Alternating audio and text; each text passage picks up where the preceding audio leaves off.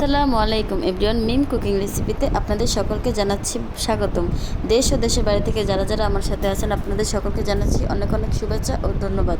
আশা করি আপনারা সকলে ভালো আছেন। জি আলহামদুলিল্লাহ, আমিও খুব ভালো আছি।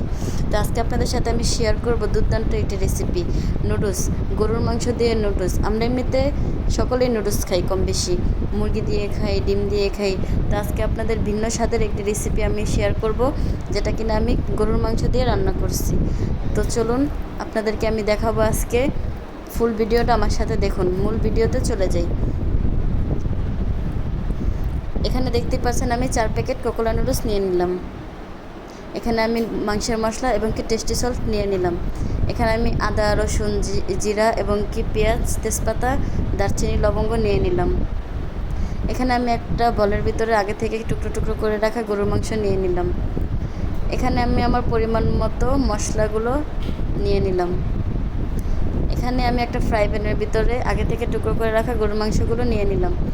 এখানে আমি একে একে করে পেঁয়াজ, আদা, রসুন, দারচিনি, এলাচ এগুলো দিয়ে দেব এবং কি আমি এখানে টেস্টি সল্ট পরিমাণ মতো দেব এবং কি মাংসের মশলাটাও দেব। এখন আমি এখানে 1 চামচ পরিমাণ মতো লবণ এবং কি পরিমাণ মতো মরিচের গুঁড়া এবং কি হালকা একটু ধনিয়ার গুঁড়া, হালকা একটু জিরার গুঁড়া দিয়ে পরিমাণ মতো তেল দিয়ে নেব। তেলটা দিয়ে এটাকে সুন্দর করে মিক্স করে নিতে হবে। মাখার পর এটাকে আমি আধা ঘন্টার জন্য রেস্টে রেখে দেবো। রেখে দেওয়ার পর দেখতে পাচ্ছেন এখন আমি সরাসরি চুলার ভিতরে জাল বসিয়ে দিলাম। আমার মাংসটা বলকে উঠেছে, দেখতে পাচ্ছেন কত সুন্দর তেল উঠে গেছে। যতক্ষণ না মাংসটা সেদ্ধ হচ্ছে ততক্ষণ আমি কোনো পানি ছাড়া এভাবেই রান্না করে নেব। রান্না করে নেওয়ার পর এখানে আমি আরেকটা চুলার ভিতরে আগে থেকে সেদ্ধ করে রাখা নুডলসগুলো দেখতে পাচ্ছেন এখন আমি কড়াইয়ের ভিতরে সেই মাংসের বেঁচে যাওয়া তেলগুলোই দেব। দিয়ে এখানে আগে থেকে কেটে রাখা পেঁয়াজগুলো দেব। দিয়ে পেঁয়াজগুলো লাল লাল করে নেব। লাল লাল হয়ে নেওয়ার পর এখানে আমি আগে থেকে মাংস কষিয়ে রাখাগুলো দিয়ে দেব। দিয়ে নিয়ে দুইটা একসাথে মিক্স করে নেব। সুন্দর করে নাড়তে হবে। নাড়ার পর এখানে আমি আগে থেকে সেদ্ধ করে রাখা নুডলসগুলো দিয়ে দেব।